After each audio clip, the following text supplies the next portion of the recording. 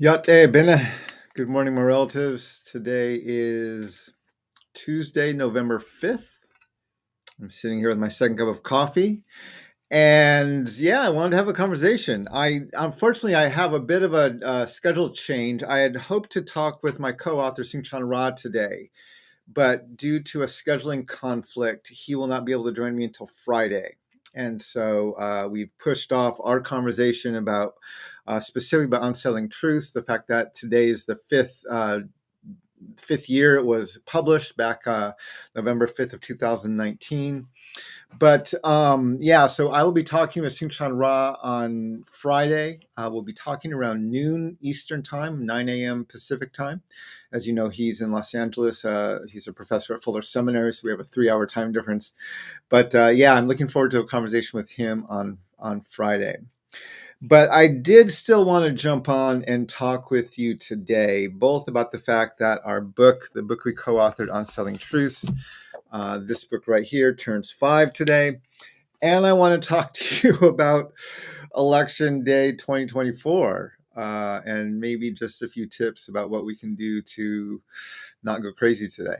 So anyway, I hope you're able to grab a cup of your favorite morning beverage and sit down and let's have a bit of a conversation. But before we begin, I want to do like I always do and acknowledge I'm speaking to you from Piscataway lands. My people call this place Washington or Washington, D.C. I moved here from the Navajo Nation about almost 10 years ago. This next fall, a year from now, it was 9 years ago we moved. Well, it was 9.5 years ago. We moved in the summer of 2015. But so 9.5 years ago or so, we moved here. And this has been our home ever since. And these are the traditional lands of the Piscataway. So I want to honor the Piscataway as the hosts of the people where I live, of the land where I live. I want to thank them for their stewardship of these lands and just state and remind myself how humbling it is to be moving, breathing, living, walking, making my life on these lands today. So I can't have my Piscataway relatives. So for those of you who were tuning in, hoping to have a conversation with Sing-Chan Ra, as I said, he'll be joining me on Friday, and we'll be discussing the fact that it was 5 years ago today, November 5th of 2015, that Unsettling Truths was first published. We had a few posts out there. We've gathered some. I think one of the posts we put up was asking people to share some of their favorite or the most unsettling truths that they appreciated most about the book. And so we have a list of those quotes. You can still add to those now. They're on all of our social medias, on Instagram, on Twitter, on Facebook, and I think even on LinkedIn. And so you can add to those comments there, and we'll discuss those on Friday. But yeah, I want to, I'm excited. I am so grateful for the 5 years that this book has been in publication. It's sold fairly well. We've sold over 30,000 copies of the book, both virtual as well as physical, the ebook as well as the Audible book and the actual paperback book. And also, I was trying to calculate today because, as you know, I sell signed copies of the book on my website, and I've been speaking and traveling across the country with copies of the book and selling them there, signed copies. And I was trying to get a handle this morning on how many books I think I've signed in the past 5 years. And I don't have an exact number because there were places where we didn't have actual sales records, or we gave them away, or I signed them for other people who I don't have the sales records for. So, but I think it's around 4,000. I think I've signed about 4,000 copies of Unsettling Truths in the past 5 years. So that. That is kind of interesting. But anyway, so Sing-Chan and I will have a longer discussion about that.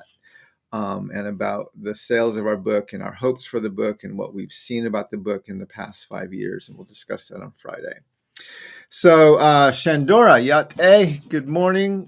Thank you for joining from Columbus, Ohio. Diana, Yá'át'ééh, it looks like you're joining from Hawaii. It's early there, but thanks for joining me. Beth, Yá'át'ééh, thanks for joining me there. And now Russell, Yá'át'ééh, Thanks for joining me. It's good to have you on here. You got to go out and you got to tune in a couple pianos and then going to vote. So that's great. Absolutely, I want to encourage everybody who is able to. If you have not voted already, please go out and vote today. This is a very important responsibility we have as citizens of our nation, and it's important that we let our voices be known and we are able to vote for the candidate that we want to support. And so I really want to encourage people to use your rights as a citizen of this nation to go out and vote today. So please take time to do that. Jessica, Yá'át'ééh, thanks for joining from Virginia. And it looks like Diana said that she's already voted. She voted early. So I know a lot of people who did that. I actually haven't voted yet. I'm going to vote after this podcast is over. There's a place where I can turn in my ballot not too far, just a couple blocks away. So I'm going to go there and turn in my ballot and get my sticker of the fact that I voted today. But one of the things I wanted to talk about today is I know for a lot of people today is going to be an incredibly stressful day. It doesn't matter whether you're a Democrat or a Republican. If you listen to the rhetoric coming out of both sides are really kind of amping up the rhetoric about what's going to happen to this nation if their opposing party wins the election. And of course, the polls have all been close, and the media has been playing up the fact that this is really going to be a close election. And they've been highlighting all of the conflict that's going on and getting the clicks for their stories when they cover all the crazy things that are being said. And so I think a lot of people are really going to be stressed today. And I want to just remind you today that even in the midst of what appears to be a very stressful time, and especially if you're anxious or worried about the election's not going to turn out the way you hoped it would or the way you voted that you want it to turn out, there's a tendency to feel like all is lost or there's this hopelessness. And it's on days like today, right, that we need to really be on top of our game of walking in beauty. And, so if you're feeling anxious today, especially if you're just waking up or you're thinking about the election today, I want to encourage you a few things. First of all, I really want to ask people to be very careful not to sit glued to the news and to podcasts and news all day long today. Do not allow your day to be dominated by minute updates about the election and what's going on and all of that stuff, right? That is only going to exacerbate your stress. And it's going to, listening to it all, you can't change anything as you're listening, right? You're just hearing the stress of things you can't control. And it's only going to make your day more stressful. So, and especially, please, for the love of God, do not tune in to Fox News or CNN today, right? Those are the two, and MSNBC. Do not watch those channels today because those are the ones that are going to go out in the hyper partisan ways to make you terrified about the what's going to happen in this if the elections don't go the way that any of those networks are hoping they'll go. And so I encourage you to listen to very what's the word I want to use? Not all news is bias, but let's not listen to the extreme ends of the bias, right? So if you're sitting at home, do not listen to Fox News all day long and do not listen to CNN and MSNBC all day long because that will only heighten your fears and your frustrations as you go throughout the day.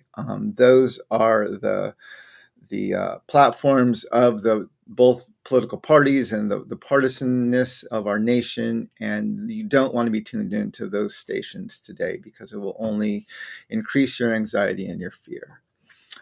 Check for updates from more publicly funded news sources like PBS, like like the not AP isn't publicly funded, but they're much more measured in the way that the language that they use and the stories that they cover. PBS NewsHour, or and I know a lot of the mainstream media still tends to lean towards the left. So if you're looking for some right-leaning news and you don't want to necessarily go to Fox News, maybe you could try the updates on the Wall Street Journal or some other of those more mainstream publications that aren't just after clickbait and heightening your fears.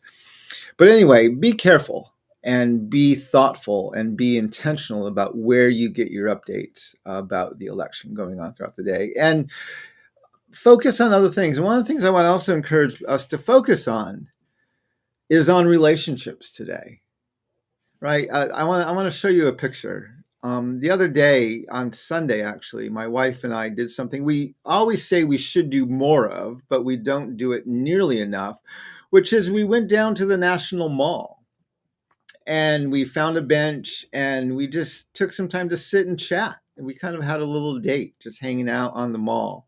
And we watched people walking by. We saw parents playing with their kids. We saw, it wasn't very crowded. It was a beautiful day, maybe 65, 70 degrees. The sun was shining, and we just were able to sit out and enjoy the mall. And one of the things I reminded myself of as I was watching these families and the people who were there, and again, the District of Columbia is a majority people of color, and it leans very, very heavily to the left politically. But many of our tourists are white, and many of our tourists come from more conservative states. And I don't know the actual breakdown, but right, it's the tourists who come in who are always much more on the Republican side of the aisle. And so I couldn't help sitting there thinking, and again, a lot of the people walking in the mall looked like they were from out of town. And I'm like, I was watching, I'm like, I bet a lot of these, there's a good number of these people who are going to end up voting for Trump in this election, and probably less people who are walking around the mall right now who are going to vote for Vice President Harris. And I just took some time to notice how when I looked at people without trying to put a political lens on them, I saw families playing with their kids, walking with their grandparents, couples just out enjoying the beautiful day. And I saw people investing in relationships. And again, I think especially in our current political climate, where we are literally told to be afraid of and to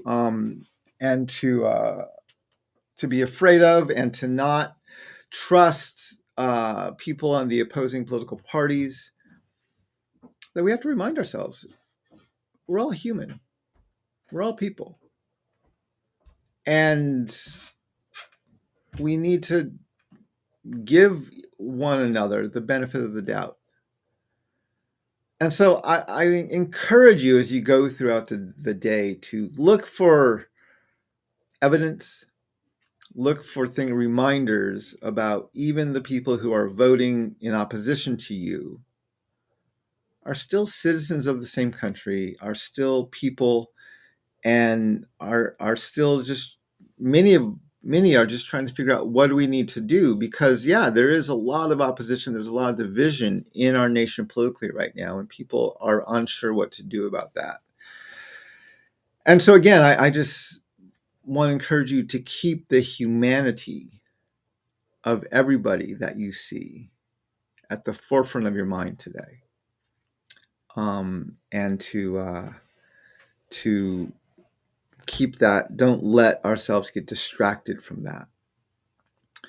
It was 5 years ago that we published Unsettling Truths. And as I was reading through some of the comments about Unsettling Truths and what people were saying about Unsettling Truths, a lot of people were pointing out, and we'll talk more about this on Friday, but about how This book completely changed their paradigm on the church or on Abraham Lincoln, right? Some really foundational beliefs were challenged and their paradigms were shifted as they read the book. And that's one of the things I really enjoyed the most about writing Unsettling Truths. And it's one of the things I love about going out and engaging people with Unsettling Truths. Is I recognize, and I learned this long ago, for most people who don't know this history and who don't understand it, I'm not going to convert them to my way of thinking overnight. That's not going to happen, right? These things are very foundational. They're way too deep and rooted and baseline in our thinking and in our understanding even of who we are as a nation. And I'm not going to convert people to my way of thinking overnight. And so what I need to do if I want to change the way people think and even the way people behave is I have to shift their paradigm. I have to help them and give them the tools to see our nation's history, to see the values of our country from a different frame of view, a different perspective. And that's a very different conversation when you're trying to convert somebody to your way of thinking versus you're trying to give them a different lens on how they're going to see the world and contextualize what's happening around them. Right? When you're trying to convert someone, you're often looking for a more immediate response, and you're trying to win the argument, or you're trying to make your point and get all your points in right at that moment. And when you're trying to switch a paradigm, you're more about trying to introduce things that are going to, if nothing else, cause them to think or rethink some of their stated values. And that's not going to happen by shaming them. It's not going to happen by belittling them. It's not, right? If you do that, they're not going to listen to you. It's going to happen by making a measured argument and by choosing your words carefully and by acknowledging their own agency and their own humanity in the conversation. And I think long ago, I'm not even sure when, but we've been, because as our nation has got more and more partisan and divided politically, our dialogues have turned into, we're trying to convert people immediately to a different way of thinking. We're trying to shame them into this way of thinking. We're trying to do things so quickly. And that ends up just causing people to double down on the bets they've already made, right? That's 9 times out of 10, that's the result that happens out of that.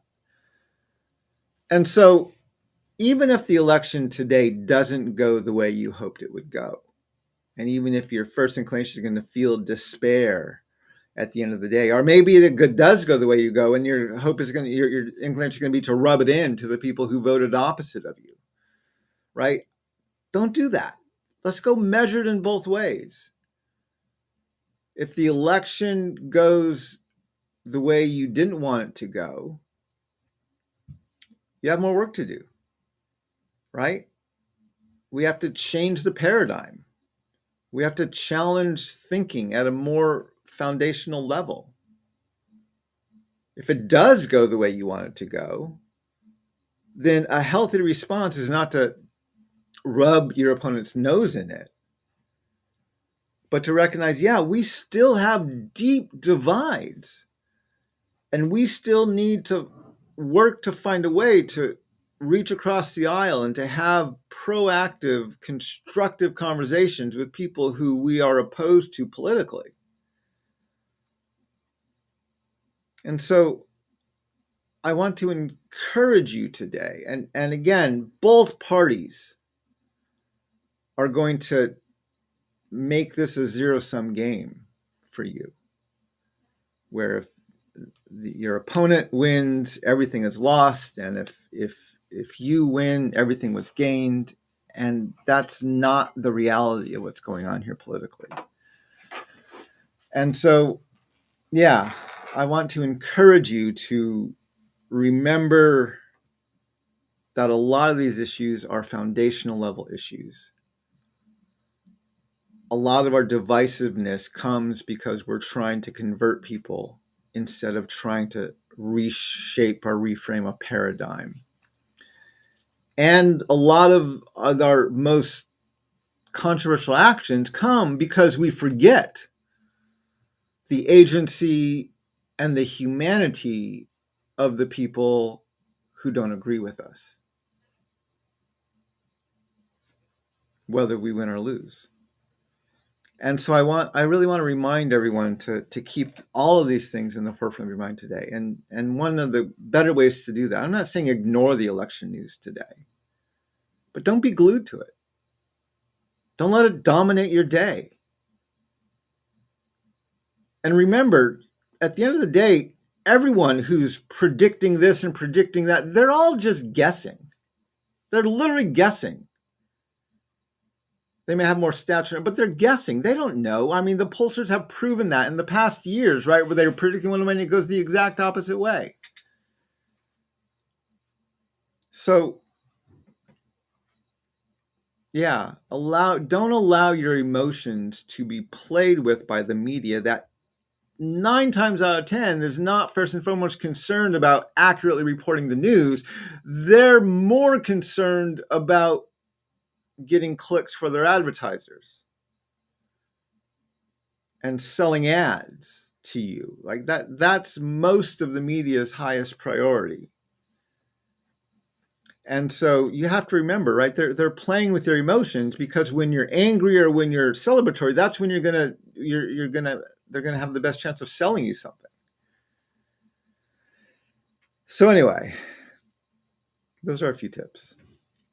I want to see who's on, what kind of chat or comments are being made here.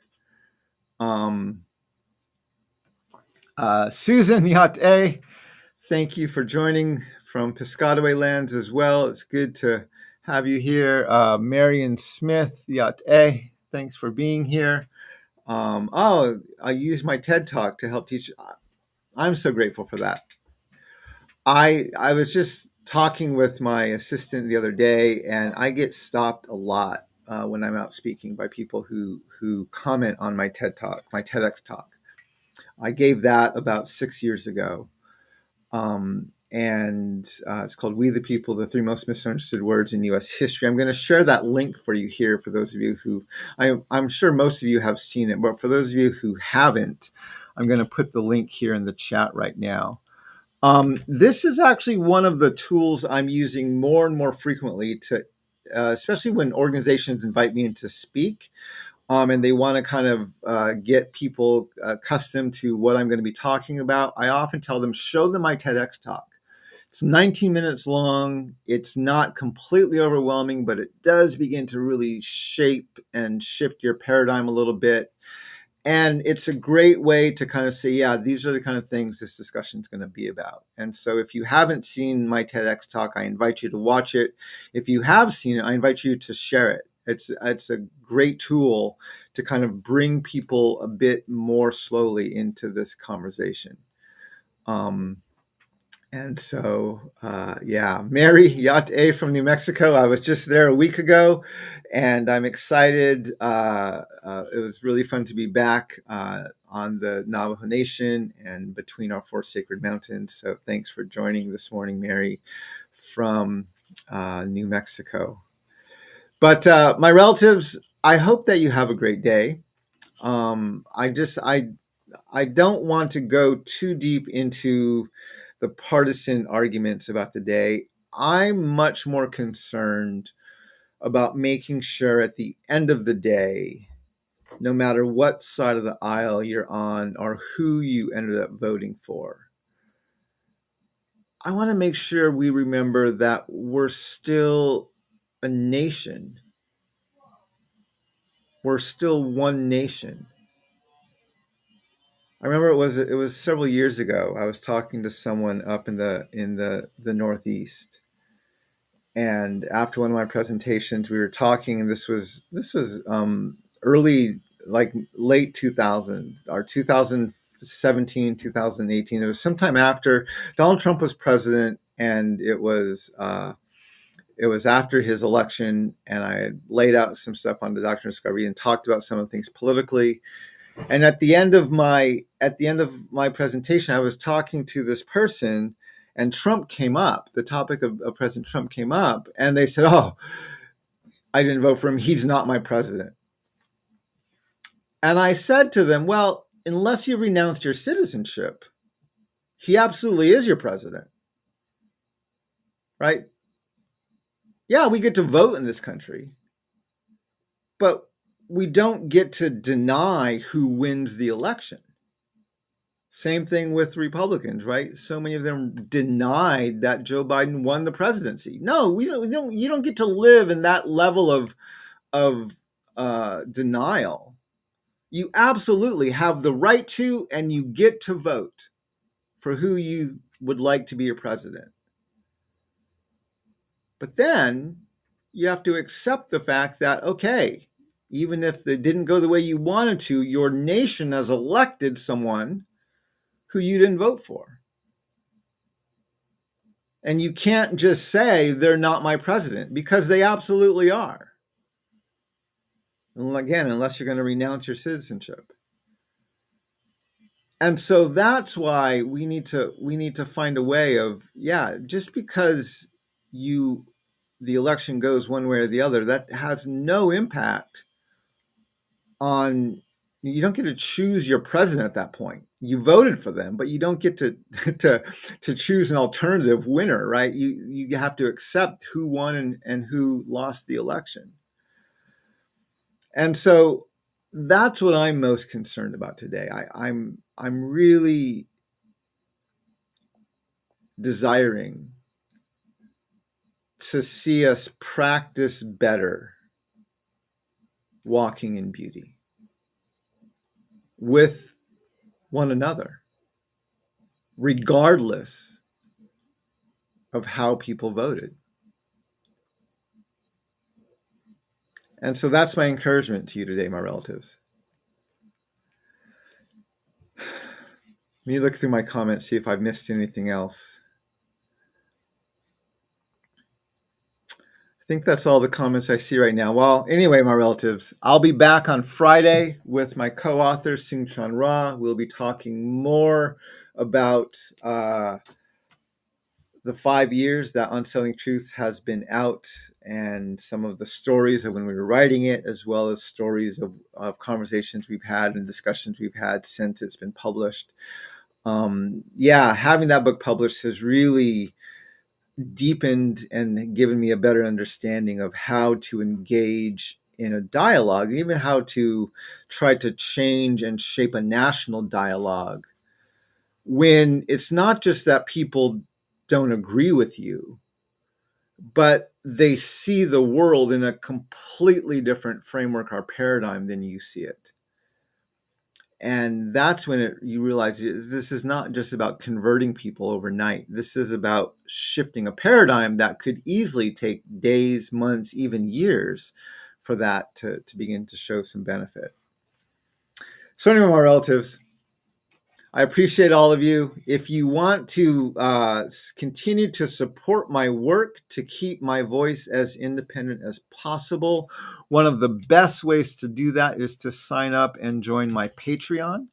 I do not monetize my social media. I haven't monetized my YouTube channel, my Instagram page, my X account, Twitter, or my Facebook page. But I do have the subscription site Patreon, where I go deeper into a lot of these topics. I have Q&As, I have special presentations I give. And it's a great place not only to take the conversation deeper, but it's also a great place to support my work. It's sites like that that allow me to keep my voice as independent as possible. And then, of course, if you have not read Unsettling Truths, you can buy signed copies of it from my website. And one of the things we offer on my website is, if you buy 10 copies, it's a pack of 10 books from my website, signed books, for the purpose of having a book study. I will give you and your book study a free virtual 45-minute Q&A that you can schedule with me through my assistant over the next year. after you place that order. So at any time during your study or after your study, you can schedule this Q&A, and I can jump online and we can have a really good discussion about the book. And actually, I love those Q&As. Those are some of the highlights of my months. I do like 2 or 3 of them a month usually. And I really, really love those conversations because it's the deeper discussion. It's when people are beginning to shift their paradigm and they're seeing something, they've wrestled with it, it's in their brains, and they've been kind of chewing on it for the past few days, weeks, or even months. And then they get to come and have a discussion. And I really enjoy those conversations. So I encourage you, if you're able to if you want to bring people into kind of shift their paradigm, doing the book study special and using the enticement of, and if you do the study with us, you'll get a free virtual 45-minute Q&A with one of the authors. I find that's a great way to kind of entice people into looking at the book and wrestling with some of the things we talk about in there. But those are some of the best ways to continue to support my work. My relatives, I encourage everyone, please go out and vote today. I encourage everyone to keep the humanity of all of our country, including your political opponents, at the forefront of your mind today. I encourage you to not sit in front of the news all day, to get out, get some fresh air, get some exercise, eat healthy, get some good sleep tonight, so that tomorrow we can all continue to walk in beauty. Yá'át'ééh, my relatives, and Hakonet.